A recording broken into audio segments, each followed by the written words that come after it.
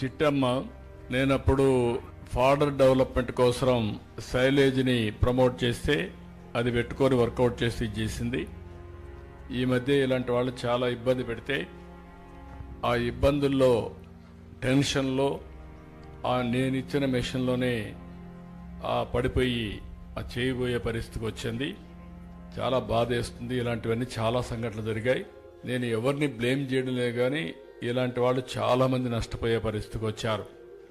ఆ అమ్మాయికి ఆ చేయి ఆర్టిఫిషియల్ లింబ్ పెట్టించేట్టుగా హ్యాండ్ పెట్టేట్టుగా ఇమీడియట్గా నేను ఆదేశాలు ఇస్తున్నా. సీఎం రిలీఫ్ నుంచి ఎంత అయితే అంత ఖర్చు పెట్టి అవన్నీ చేస్తామని చెప్పి తెలియజేసుకుంటూ, ఇంకొక పక్క అమ్మ ఎంత రావాలమ్మా?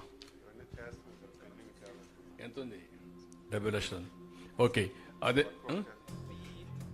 2018లో రూపాయలు unit silage corn silage machine అని మాకు 75% సబ్సిడీ మీద ఇచ్చి ఆ మిషన్ మీరే స్వయంగా వచ్చి ప్రారంభించారు సార్. అదే ప్రోత్సహించాం.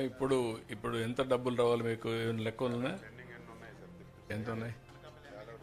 కాదు నేనేమంటానంటే ఈ అమ్మాయిది ఇప్పుడు ఇచ్చేసేయండి.